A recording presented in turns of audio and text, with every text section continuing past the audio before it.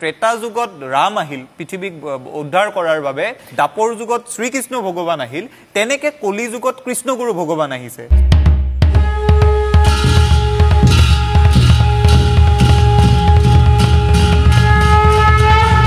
কৃষ্ণগুৰু ভগৱানে আহি পৃথিৱীক অন্যায় অমংগলৰ পৰা উদ্ধাৰ কৰিব সঁচা কথা ক'ব গ'লে এওঁলোকৰ নিচিনা মানুহৰ বাবে চব সহজ কাৰণ কিয় মমিন আলীৰ ঘোঁৰাটো যেতিয়া ডাঙৰীয়া হৈ পৰিব পাৰে এজন সাধাৰণ মানুহ ভগৱান হোৱাটোনো কি ডাঙৰ কথা হয় না নহয় ডাঙৰীয়া আহিছে আতৰি দিয়ক কাটাৰি দিয়ক মোৰ নাম মমিন আলী মোৰ ঘোঁৰা আছিলে বগা ইয়াতে পূজা পাঠ কৰি ৰঙা কৰি দিছে যদি ৰাম কৃষ্ণ হ'ব পাৰে তেন্তে কিয় ৰাম আমাৰ গুৰুজনা হ'ব নোৱাৰে আবে ভেবেলা ছাগলী মুখখন থাকিল বুলিয়ে বেল বেল বেল বেলকে বেবাই নিদিবি গম পালি প্ৰভু ৰামচন্দ্ৰৰ লগত যে তুলনা যে দিলি প্ৰভু ৰামচন্দ্ৰই বনবাস কাটিবলৈ খালী ভৰিয়ে গৈছিলে ৭০,০০০ টকীয়া জোতা পিন্ধি যোৱা নাছিলে গম পালি কণ্ট্ৰল আপোনালোক সকলোৱেতো চাগে জানেই যে কলিৰ যেতিয়া অন্তিম চৰণ পাবহি ভগৱানে কল্কি অৱতাৰ লৈ পেলাই পৃথিৱীলৈ আহিব আৰু কলিক শেষ কৰিবহি সেইটোতো চাগে সকলোৱে শুনাই পাইছে আৰু সকলোৱে জানেও কিন্তু এই কলিৰ যুগতে কল্কি অহা আগতেই আমাৰ অসমত এজন ভগৱান প্ৰকট হৈছে প্ৰকট বুলি ক'লে ভুল হ'ব সৃষ্টি হৈছে বুলি ধৰি লওক সেইজন ভগৱান হৈছে এইজন নামটো কি তেওঁ কোন হয় কি হয় ভগৱান হয় নহয় সেইসব মই নাজানো কিছুমানে কৈ আছে তেওঁ ভগৱান হয় কিছুমানে কৈ আছে তেওঁ গুৰু হয় কিছুমানে কৈ আছে তেওঁ ফ্ৰড হয় যোনে যি ভাবে ভাবি থাকিব পাৰে যোনে যি কৰে কৰি থাকিব পাৰে মোৰ সেই চবচে মোৰ মতলব নাই যিহেতু স্বাধীন দেশ যাৰ যি মন তাকে কৰিব পাৰে মই এইবোৰক লৈ পেলাই ভিডিঅ' বনোৱাও নাই আৰু নবনাও এওঁৰ কিছুমান অন্ধভক্তই ভক্ত বুলি ক'লে ভুল হ'ব কিছুমান দালালে মানে দুটামান ভিউজৰ কাৰণে এনেকুৱা কিছুমান কথা কৈ দিয়ে যোনখিনি কথা হজমযোগ্য নহয় এজনী ভেবেলা ছাগলীয়ে এনেকুৱা কিছুমান কথা ক'লে একে উশাহতে যোনখিনি হয়তো চাগে হজমযোগ্য নহয় আপোনালোকে এবাৰ শুনক আৰু তাৰ পাছতে মই মোৰ কথাবোৰ মই কৈ যাম হয়তো মোৰ কিবা ভুল হ'ব পাৰে আপোনালোকে শুধৰাই দিব কমেণ্ট বক্সত বাকী ভিডিঅ'টো চাওক আৰু চাই পেলাই ক'ব কেনেকুৱা পালে আৰু ভিডিঅ'টো অকলে এনেকুৱা কিছুমান ভেবেলা ছাগলীৰ ওপৰতহে বনোৱা হৈছে যোনে নেকি দুটামান ভিউজৰ কাৰণে একে উশাহতে চালে বেৰে কোবাই যিকোনো কথা কৈ গৈছে তো ইহঁতৰ কথাবোৰৰে উত্তৰটো দিম বুলিহে এই ভিডিঅ'টো বনাইছোঁ ভিডিঅ'টো সম্পূৰ্ণৰূপে চাব আৰু যদিহে ভাল লাগে লাইকটো মাৰি দিব আৰু কমেণ্টত ইহঁতকে গালি দিয়ে নে মোকে গালি দিয়ে দি গ'লে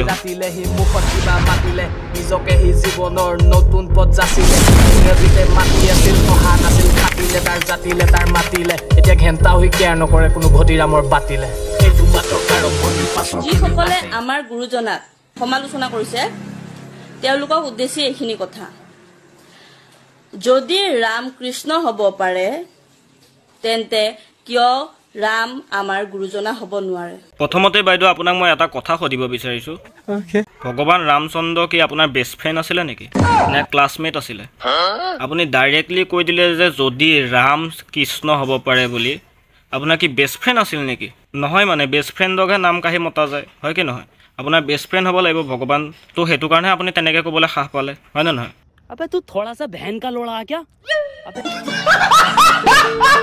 প্ৰভু ৰামচন্দ্ৰৰ লগত যে তুলনা যে দিলি প্ৰভু ৰামচন্দ্ৰই বনবাস কাটিবলৈ খালী ভৰিয়ে গৈছিলে ৭০,০০০ টকীয়া জোতা পিন্ধি যোৱা নাছিলে গম পালি আৰু প্ৰভু ৰামচন্দ্ৰ জংঘললৈ গৈছিলে বনবাস কাটিবলৈ বিদেশলৈ যোৱা নাছিলে अरे बाप रे ये तो धोती खोल रहा है যুগে যুগে তেওঁ অৱতাৰ হয় আমাৰ মনুষ্যৰ কল্যাণৰ কাৰণে আপুনি যে ক'লে যুগে যুগে অৱতাৰ লয় মনুষ্য কল্যাণৰ বাবে আপুনি কওকচোন এনেকুৱা এটা কি কল্যাণ কাম কৰিছে তেখেতে কি কল্যাণ কাম কৰিছে ये फंस गया सीएम আচ্ছা শংকৰদেৱৰ দিনতো কোনো শংকৰদেৱক মানা নাছিল তেতিয়াতো কিমান বেয়া বেয়া কথা কৈছিল আবে ভেবেলা ছাগলী মুখখন থাকিল বুলিয়ে বেল বেল বেল বেলকে বেবাই নিদিবি গম পালি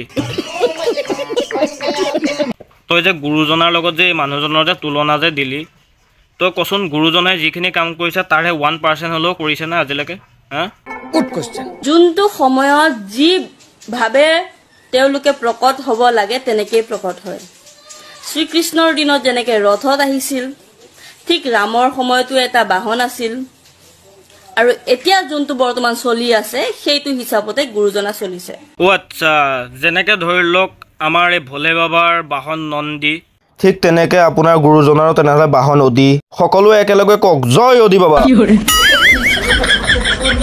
মই বেয়া বেয়াকৈ কম এতিয়া মোৰ ৰাগ উঠি মানি লৈছোঁ আপোনালোকে তেওঁক ঈশ্বৰ বুলি গণ্য কৰিব নোৱাৰে কিন্তু আপোনালোকে এইটোতো ভাবিব পাৰে যে তেওঁ ভাল কাম কৰিছে নে বেয়া কাম কৰিছে তেওঁ কি কাৰোবাক হত্যা কৰিছে নেকি? क्या बोलूं मैं इस पे, क्या बोलूं क्या अब मैं इस पे, मैं कुछ बोल ही नहीं सकता। ঠিক আছে বাইদেউ, মানিছোঁ তেওঁ কোনো হত্যা কৰা নাই বা তেওঁ কোনো বেয়া কাম কৰা নাই, কিন্তু তেওঁনো এনেকুৱা কি কাম কৰিছে যাৰ কাৰণে আপোনালোকে ভগৱানৰ লগত তুলনা দি আছে? কি তেনেকুৱা কাম কৰিছে কওকচোন বাৰু, যাক নেকি আপোনালোকে ভগৱান বুলি ভাবি লৈছে? কওক। नहीं अभी और सुनिए।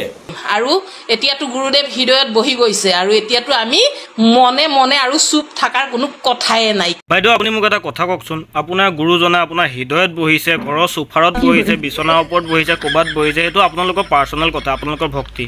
কিন্তু অনলাইন কিয় চিঞৰি আছে? এই অনলাইনৰ জগতখনটো আপোনাৰতো গুৰুজনাৰ নহয়, অনলাইন কিয় চিঞৰি আছে? কিয় ভিউজ লগা হৈছে নে? ভিউজৰ প্ৰয়োজন হৈছে?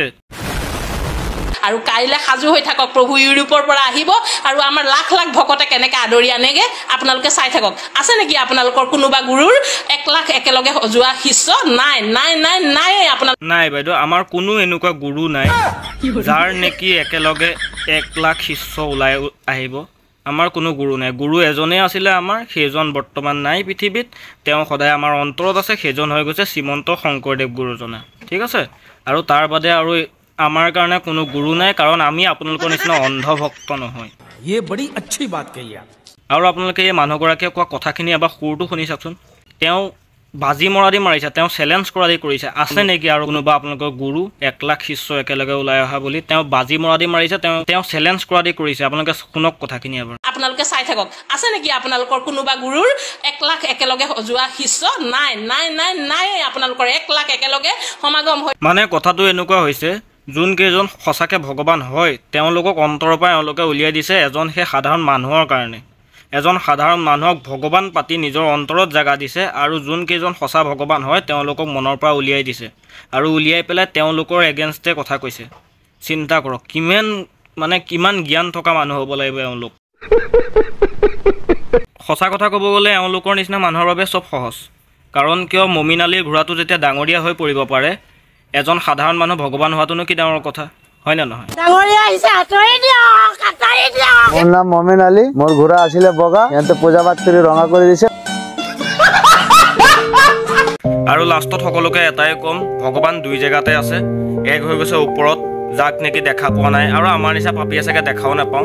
আৰু ছেকেণ্ড হৈ গৈছে তলত পৃথিৱীত, যোনা নেকি মা দেউতা, যোনে নেকি আমাক জন্ম দিছে, ডাঙৰ দীঘল কৰিছে, পোহপাল দিছে, ইমানখিনিলৈকে আমাক ডাঙৰ কৰিলেহি, সেয়াই হৈ গৈছে ভগৱান। আৰু তাৰ বাদে আৰু কোনো ভগৱান নাই।